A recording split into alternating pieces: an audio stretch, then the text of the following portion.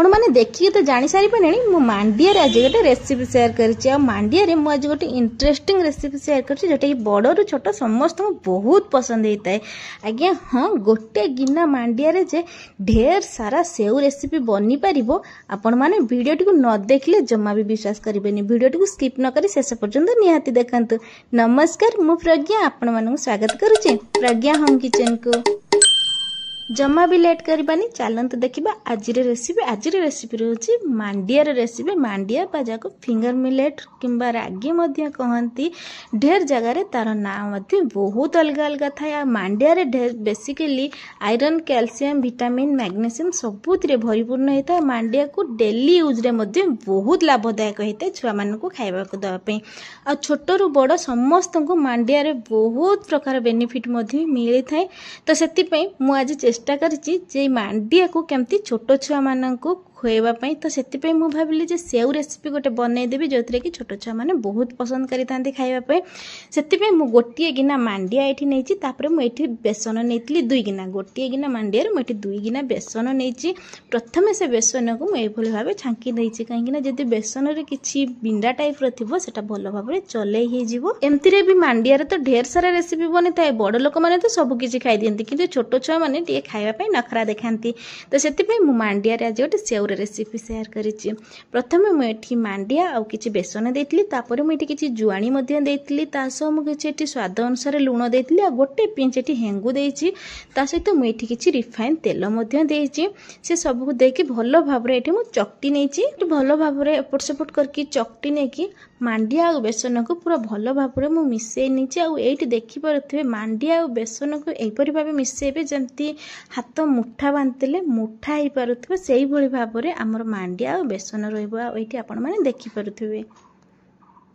टिके टाइम लगे किंतु भल भाव आमको मिसई देले मांडिया और बेसन पूरा भल भाव मिसई जीव। आपण देखिकी भी जानी भी पारिबेनी जे आमे एठी मांडिया और बेसन मिसई से रेसिपीटी बनईचंती बोली।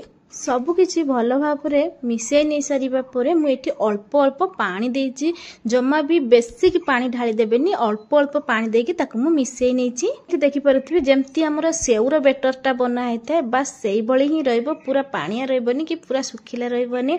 एठी मु गोटे सेउ छांच नहीं आउटा मुझे सरू छांचटा नहीं आपन चाहे मोटा छांचटा यूज करें। तापर मु गैस उपरे कड़ाई को बसई देची कड़ाई हल्का गरम होगा पर मुझे किसी रिफाइन तेल देची आमे से सेउ को छांकी नबा। तेल को दबा पर तेल किछि समय गरम हवा भितर एपटे मुझे सेउ मेकर रे अल्प किछि रिफाइन तेल लगे नहीं जहाँ फल कि जितेबाला आम से सेउ को माने मेसीन रे देकी सेउ बनैबा जमा भी मेसीन रे आमर लागी रहिबनी। सेतिपे मु भल भाबरे सबुतिरे टिके रिफाइन तेल लगे नहीं। तापर जितेबाला आपण बेटरटी सेउ छांचरे देबे बा सेउ मेसीन रे देबे टिके हाथ रे अल्प पानी लगे नेबे। पानी लगाइबा द्वारा आमर जो बेटर बनैतिले सेटा हाथ रे लागिबनी। तापर मु एठी अल्प अल्प देकी प्रथमे सेउ बने देखिए आपण माने जानी पारिथिबे कम परिश्रम रे आ कम खर्च रे जदि भल जिनस खाइबा पई छुआ मानक देई थांते ना से परिश्रमटा जम्मा भी किछि परिश्रम भली लागि न थाए। आ एटी देखि परते सेउटी केतिकी पतळा रे आछि। आपण जदि मोटा छांच यूज करिया पई चाहंती तले मोटा छांच मध्ये यूज करि परिबे। सेउ छांकीबा समय रे गोटे जिंस मने रखिथिबे तेल जेंति हमर पूरा भल भाबरे गरम हेतिबा दरकार आ केयरफुली सेटा छांकिया पई हेते जेहेतु तेल हमर पूरा ताती जाय थाए ना बांफटा हाथ रे बाजी थाए से केयरफुली छांकी नेबे। जितेबाला सेउटी को देकी छांकी जमा भी बेसी समय तक भाजिया को पड़ न था अल्प समय मध्य आमर से सेउ बनिकी रेडी होता है। आपण मैंने देखिपे केते शीघ्र बनिकी आमर रेडी हो गला। एबे मु ताकू काढ़ी नहीं कि गोटे प्लेट रे रखी नेबी। आगुरी तो आपण मैंने मांडिया रे ढेर सारा रेसिपी बनई थिबे थरे थरे मांडिया रे एपरी सेउर रेसिपी बनातु देखिए बहुत टेस्टी लगे। बहुत कम परिश्रम रे मध्य बनी जाए कम जिनस रे मध्य बनी जाए। वीडियोटी जदि मोर आपण माननकु भल लागिथिबो ताले लाइक कमेंट शेयर और सब्सक्राइब निहाती करंतु। मो चैनल रे प्रथम थर पई देखुचंती तो सब्सक्राइब मध्य निहाती करंतु जहाँ फल रे कि मु जा भी नुआ नुआ वीडियो अपलोड करिवि आपण मानक पाखु प्रथमे नोटिफिकेशन जेबा।